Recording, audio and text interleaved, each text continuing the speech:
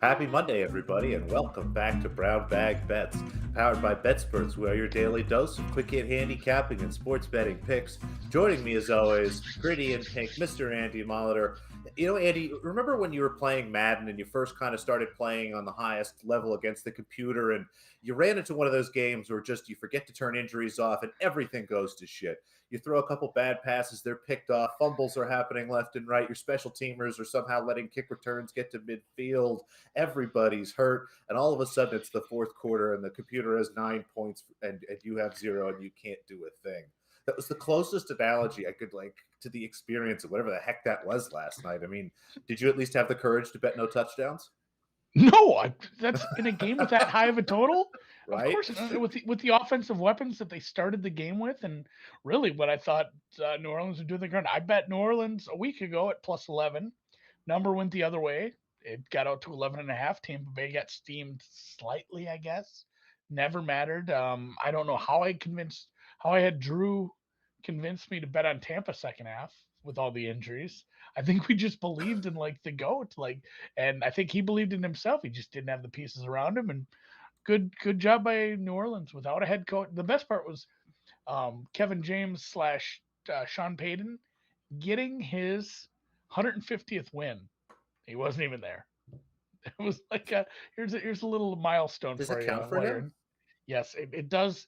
He's still the head coach. It counts on his record, despite that he had to be out sick. So Interesting. it was something. And yeah, there was a couple deep throws early to Callaway, ended up with field goals. Gronk dropped a few balls. We had some turnovers on downs, Uh, and yeah, I didn't watch the second half. Just full disclosure, I told Dan this already. I went home and I went upstairs instead of down to the room I'd normally watch football because I heard the wife was still up and she's usually not up that late. And I thought I'd go try my luck. And she was watching Creed 2. And I'm like, God, I could watch Creed 2. So I didn't even watch the second half. I pulled up my phone a little later and had it on. I'm like, oh my God, it's still like 6-0. What?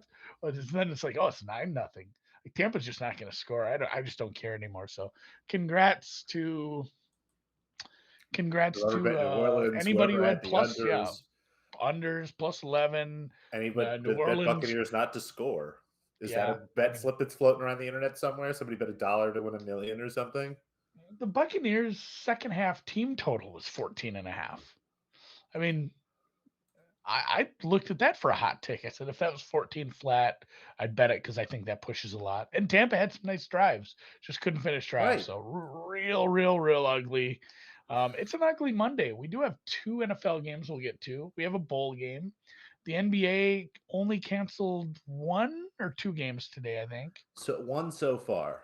One so far, and there's one canceled for tomorrow already, which is fine. I think they're actually handling it with a plum so far. I hate to give Silver any credit ever, but Slowly plodding along, just a few teams every now and then. Instead of going full stop and kind of wait until things clear up, they're continue to kind of plug along. And again, fingers crossed. It doesn't seem like anybody is getting too sick or having any real problems here. So hopefully, it's just a phase. yeah, and I mean college basketball. There's a bunch of games that are canceled. It's going to be a thing. It's going to be a thing we're going to have to deal with. I bet 7 games yesterday. Two of them never even saw the court. That's just life. I guess maybe my volume's not going to be as high as I thought if they keep doing this to me. But we will start with the Myrtle Beach Bowl. I don't know if you looked at this at all. I took a cursory glance and actually made a bet. So um, this starts at 2:30 Eastern. So you West Coasters are going to get morning football, which is something that happens. I believe it's 11:30 Eastern. This starts at 1:30 my time, which will be distracting to say the least because I do love following along to these daytime bowl games. It's like, man, feast week / bowl season, all this daytime stuff. Especially I work in like sports media sort of, it's it's part of the job, I guess, but it still keeps me from doing stuff, which is a big pain in the ass. Both these teams kind of started out the season a little rough, found their way into a bowl game with late season runs. One was switching up how they did things with the running back, another was just late season surge, I guess. Tulsa's favored by 8. This was 9 earlier. People have been coming in on ODU all morning. And really, the way I looked at it, I don't know if I evaluate college football very well. In fact, I know I don't, It's a otherwise good I'd bet start. it. Yeah, otherwise I'd bet it more. But I looked at this and I just said, like, I don't think these teams are that much different, especially how they're playing right now. I think the total might actually be a titch high based on how they run and some of the defensive things, but they both kind of suck at turning the ball over. Like they both have negative turnover differentials. They're 6-6 teams. I guess I see it. So I'm kind of calling this the variance bowl. I think if you can get a team that just doesn't turn the ball over constantly like they've been doing, both teams, I think you win the game. So variance bowl, I'm taking the money line underdog. It's like plus 250 for Old Dominion. Like I might take them halftime too. I bet you get almost 2-1 for the first half, and this way I don't lose any juice because I feel like I could probably play the +8, but I'm just taking them straight up. So Old Dominion doesn't I turn the like ball that. over. They win this game. I think they win the turnover battle 2-0. I have no predictive stats to point to that happening, but yeah. Tulsa, neither of these teams, like Dan said, Tulsa can't be trusted. Neither of these teams can be trusted, but I'm playing it anyway. So a little smidge on Old Dominion and the straight the F up. And you know what, Andy? I'm going to throw in a surprise first touchdown scorer play here because you talked about all the turnovers here. What the heck? Let's go defensive special teams, score the first touchdowns here. I'm seeing Tulsa defense and special teams at like 15-1, Old Dominion defensive special teams at like 20-1. And for there to be a defensive or special teams touchdowns from either team in the game is like plus 185. I think I'll have a little sprinkle on all those for some afternoon action. I might take a look at that. That's fair too. And Patrick and Dan are talking in the chat here. ODU didn't play last year. They haven't had a bowl game for a few years. So yeah, this is Super Bowl for these guys. And yeah, they have I think they started the season 1-6, ended 6-6. So momentum truthers, come out of your hovels and bet with me on this one. A little more statistically and analytically and empirical evidence based are the NBA bets that you fire off every day. And you have a couple today. Like I said, only one game got wiped so far, so a few on the slate. What's on the ticket tonight, Noobs? So far, so good. We've got 6 games on the schedule. Again, fingers crossed everything goes well here. 3 bets so far. The Oklahoma City Thunder getting 9 points, visiting a Grizzlies team that continues to deal with a lot of injuries, continues to miss John Morant. It's a 3-4 for them, a back-to-back for them. Just a really tough fatigue spot. The Thunder are actually one of the few teams in the NBA without a serious injury. They have the shortest injury report with just one player, again, who I believe is just marked as like going to play a G League game or something. I forget. It's inconsequential. I have this closer to 5 myself. Again, tough spot here for the Grizzlies. I will say I'm a little concerned from a matchup perspective. The Thunder have struggled against teams with very good big men. The Grizzlies come in here with Jaren Jackson Jr., with Steven Adams. But Steven Adams played a lot of minutes last night. I'm curious to see if he plays tonight at all, let alone, a ton of minutes. I think we'll see reduced minutes for him. Jaren Jackson doesn't necessarily attack the boards with the veracity of some of the big guys that they've been exposed to lately. So I think the Thunder can kind of mitigate that. And, again, +9, anything +8 or better looks good to me here for Oklahoma City, who will try to avenge the largest loss in NBA history tonight, Andy. Do you think they're going to lose by like 50 or Who 70 or the, whatever the the heck it avenge was again? spot? It would be funny if they did lose, but well, not particularly funny for you, but I mean, it'd No. be funny if they Oh, won yeah, by like I'd rather lose 60. them by that much, right? Be better Yeah, than losing by 10. yeah, that's Rockets very true. Bulls under 224. I think what we're getting here is a lot of value based on the fact that not only is Zach LaVine out, that takes Alex Caruso and drags him into the starting lineup. Caruso, a tremendous defensive presence, pretty solid on the offensive end of the floor, but just overall is going to increase the level of defense the Bulls bring here tonight. Again, you take LaVine out of the game, I think we'll see a little slower, more methodic Bulls attack. The Rockets, they don't mind playing a quick pace here, but they've been struggling to score again the last couple of weeks. The shots really aren't falling for them, and I think that the defensive matchup here for the Bulls is pretty good. Thought about a Rockets team total under. I don't mind that look at all, but it just showed a little bit more value here in a game where I've got this just shy of 220 myself, so 224, 223, and under those two numbers looks pretty solid to me. And Andy, I know that your model it wasn't quite the same as mine, but this is also an underplay for you. Yeah. Yep. No, I'm there. I'm there. Just I think it was I played I didn't play it, but Drew almost talked me into a Bulls over yesterday, which hit. So I now like that that. maybe the market's Going to be a little high. Back to back for the Bulls, though. Yeah, maybe you'll lay the points. I think your projection was something like Bulls 140, Rockets 70 or something. We'll figure it out. Roughly. Spurs Clippers over 214.5. Thanks to our buddy Brett for this stat. The Spurs, the fastest team in the NBA with 13.7 seconds per possession, which is just insanely quick. The Spurs running high efficiency, finally engaging all their guards, kind of their smaller players. Popovich, is really starting to do some nice work after a couple of years where I kind of questioned his focus, if you will. But the Spurs looking good. You look at this Clippers team, even without Paul George tonight, I have this number 217, almost 218 if I tweak some things here. So Paul George questionable. If he comes in here, I think we'll see this jump up. So it's even a little bit of added bonus here. I'm playing this over up to 215.5, 216, probably maybe for a little bit of a smaller play. But again, Spurs play at a very high pace. The Clippers, I think it's a nice matchup for them. I don't see anything that's going to keep them from scoring points, and I think they'll have no problem trying to run with San Antonio here. So again, even without Paul George in, I like this number quite a bit, and let's keep our fingers crossed and maybe we'll get lucky and get a little injury benefit. I get down with a little injury benefit. You never A little cheer for luck. injuries, but when that stuff happens, you just take it with a smile and realize that it's not always going to go that way. Indeed. Indeed, indeed. College. I made some bets this morning. They moved a little. I think they're all well within range still. I don't Pretty think much. anything moved heavily. Off the bat, the University of Missouri at Kansas City.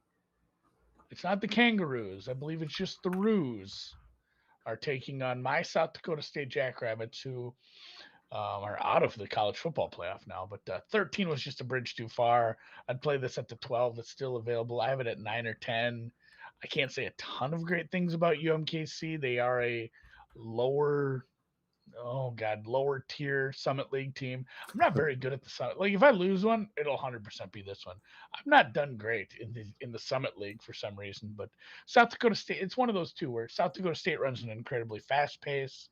UMKC is a slower paced team. I think we find a nice stasis. This game probably is lined a little too high in the total as well. And yeah, I have South Dakota not getting to 80.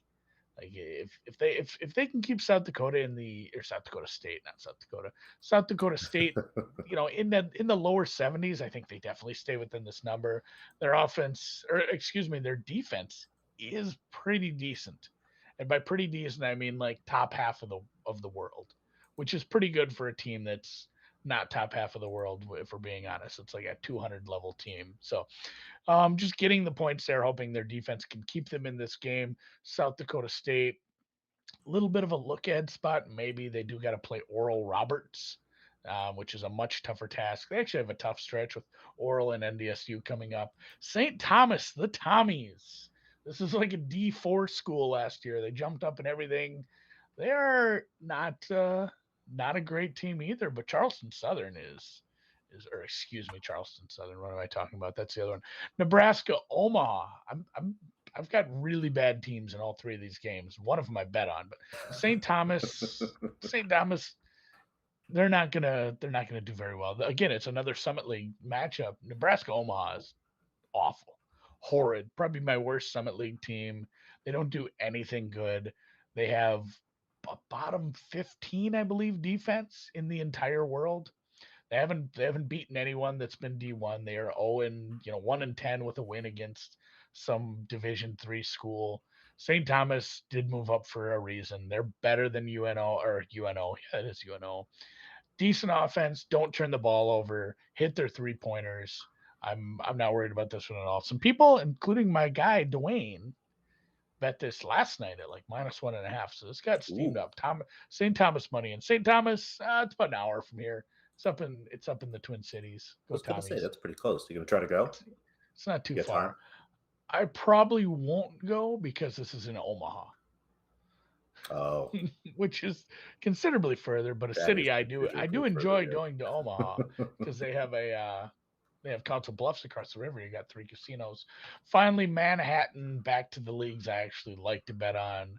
My Manhattan Jaspers of the MAAC in a non-con matchup with the Charleston Southern Pirates or Buccaneers or God knows what. This is the worst team I'll talk about today. Charleston Southern. It's bottom 20 offense, bottom 20 defense. They don't do anything good. They can't hit threes. They shoot free throws in the low 60s. They don't get to the line all that much. They turn the ball over like 20% of the time. It's a really rough hang, this Charleston Southern team. Not as if Manhattan is a top tier team, but Manhattan has some wins. Manhattan beat Liberty. Manhattan beat Fordham. Manhattan coming off a tough man. They had to go play Utah. You had to go play a Pac-12 school on the road. That's tough. They lost by 30 points. That's what's going to happen when you're a MAC team playing like this. But they've had 9 days off, a little bit of a rest. This is a neutral-ish site, I believe. I think they're calling this a neutral site because it's in Charleston, but it's not at the normal arena. Like Charleston Southern plays at two different arenas, so if that makes a difference to anyone, I don't think that's a hill of a beam. So Jasper's -7.5, -8. That's a look. A hill of a bean. It's very small, actually. The hill. Well, you could make a very big hill out of beans. Couple games tonight. Raiders Browns. If you followed the line graph for this spread has looked like a Bitcoin chart, where it's just all over the place all weekend as people have been ruled in and out. Lots and lots and lots of Raiders have ruled out. This Cleveland -3 number was from this morning. It is not -3 anymore. It's getting pretty close to a pick. The total has been steamed down. I bet excuse me. I bet a little bit on under 41. But yeah, they're going third string quarterback for the Browns. Yeah. They're missing Wills on the line. They're missing Hooper. They're missing Landry. They're missing probably 3 coaches. It's bad news in Cleveland. But outside of just the under, and here Connor brings this up. I still have a local still hanging +3. That's a rogue number. You should bet into those always. If you're gonna do this long enough, you bet into bad numbers like that. That the books are hanging, low hanging fruit like that. If they're gonna honor it, those are good instant CLV looks. But Yeah. do you think we get a touchdown, Noobs? We're due. Again, last night was pretty ugly. It was just so tough to watch Marquez Callaway catch all those long balls and then fall over. Not once could he catch it and just continue to move forward and jog into the end zone like one would expect him to do. But yeah, we'll go back to the well here. These should be pretty good matchups. Again, there's going to be a lot of running in this game, but I still look here. I see some value in a lot of familiar places, especially in this game. A little surprised in the next game, honestly. But we take a look. Both of the tight ends tonight. Darren Waller out. So Foster Moreau has really stepped in, started to basically accumulate just about all of his red zone work, and it's actually been even a little easier for him. I believe the defenses aren't giving him the same level of attention as they were. Waller. David Njoku, he steps in for Austin Hooper, who is out tonight. He gets red zone looks even when Hooper is in. Hooper obviously does better than Njoku does when they're both on the field, but we've seen his athleticism. We've seen him step in and have big games when he's the guy here. Again, the Browns are on their third string quarterback, so we'll see how much they actually throw the ball in general, but the Raiders have been susceptible to tight end scoring, so I think there will be a shot for Nick Mullins here. Excuse me, to toss one to Njoku again. It's kind of similar theme here. Edwards here is very confusing at 22-1. He's some much lower numbers here, some places. So look around. Yeah. You should be able to find him a few spots at 18-1 or better, but continues to get a lot of targets here from Carr, continues to get a lot of red zone targets, but I just like him here at that number. And again, it looked like he was going to play. I didn't see anything opposite of that. Did you? No, I think he's in. And then both quarterbacks, they're 40-1. You can find 40-1 a bunch of different places. Nick Mullins, again, we haven't seen him play football in quite a bit and didn't mind running. Maybe that was a 49ers thing. I don't care. 40-1. He's a quarterback. He's going to be out there. Derek Carr, again, 40-1. Someone who I can't remember if he's got one this year, but was good for us last year. And again, I'm happy to bet either one of these guys at 30-1 or better. Poke around, you'll find some 40-1. So tight ends, quarterbacks, and one wide receiver looked a little bit off today. Again, otherwise, it's probably a real running back heavy game. Yeah, the official key Browns that are going to remain on the IR, the COVID IR: Mayfield, Jarvis Landry, Austin Hooper, Kareem Hunt, Jedrick Wills, Jadeveon Clowney, John Johnson III, and Grant Delpit. which is tough sledding for that team. Yeah, and somebody brought up Myrtle Beach Bowl, followed by Nick Mullins, followed by the Primetime Bears. Have a day. What a day of football. Yeah, it's gonna be a shitty day, but a shitty day of football. A day of shitty football is better than a day without football at all. My Minnesota Vikings, I guess. Like Speaking I of a don't game we're consider excited them for, my. Yeah, this is a spot I'm kind of looking at some overs. I there haven't could fired on definitely it be a yet. ton of points scored here. Somebody made the joke about like basically the Bears are missing their top three safeties and top four corners. So the jokes around Twitter are like, how many times will Mike Zimmer run the ball tonight? It's like into because they do have decent players up front. I think Hicks is in. That would be the most minus EV game plan possible, especially when you have, I mean, a couple of backup wide receivers who've stepped up, and you have Jefferson, probably Thielen. So I'm looking for Minnesota to throw the ball here. Interested to see what you have for first touchdown score in this one. It's some familiar names, but you'll notice no quarterbacks tonight, and I'll just address that right off the bat. The Justin Field numbers, they're all less than 20. Ugh, I have no interest in that whatsoever. You look on the other side of the ball, Kirk Cousins does have a touchdown this year, but hardly runs at all. And again, there's some 30s and 40s out there. Go ahead. I might end up doing like a FOMO sprinkle just before game on Kirk, but that Justin Fields number looks ridiculous to me. But we'll look here again. Tight ends and another wide receiver, Darnell Mooney. I'll start with him. Darnell Mooney, sorry. Somebody we played quite a bit. He's getting very close. I know we were joking with Reed, Andy, last time we had the Bears in prime time. He had a couple looks that were just so close. Yeah. So going to continue to go against him. The Vikings have given up a lot of touchdowns to wide receivers, and I think this is just a really nice matchup for him. You look at the tight ends here. Conklin's been the guy in Minnesota, especially as they get closer and closer to the red zone. Obviously, Justin Jefferson's great, but he just gets blanketed. Thielen continues to miss time here, so Conklin has slid in and has taken just a bunch of targets inside the 20, inside the 10. You look at the tight ends for the Bears. Komet finally got back out to the 20s. He gets a lot of targets kind of in between the 20s, but when they get closer to the red zone, much to the frustration of daily fantasy players who start Komet, Jimmy Graham comes on the field and gets every single look that he wants. They try to throw jump balls to him in the end zone, all that stupid sort of crap. I don't agree with it as a tactic, but if they're going to continue to do it, we have to bet Jimmy Graham at 40-1 here. So we'll grab the tight ends and one wide receiver here in this game. I'm Bowdy. And I did do a prize picks entry to kind of close things out for the day. It was a jam. I mean, I think Dan put it in the description. Jam-packed day. And yeah, somebody brought up, I did talk about Vikings first half. I think if I were, the numbers got in the way. You could have got a better number on the Vikings against the spread. It's not like you couldn't have got a better number on them first half, which to be fair, maybe not. First half lines don't open a week ahead of time. So if you did miss out on the best of the number, maybe the first half Vikings are for you because they're a team who tends to give it up in the second half. So I might lean that way. I might look at a Vikings first half team total over because I do kind of like the Vikes and the over in this spot where the Bears are just so beat up in the secondary.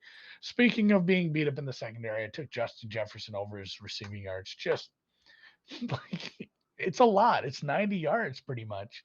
But if they have the common sense the good Lord gave a poodle's rear end, they should throw all the time. And Justin Jefferson should be able to beat backup corners constantly. He beats good corners.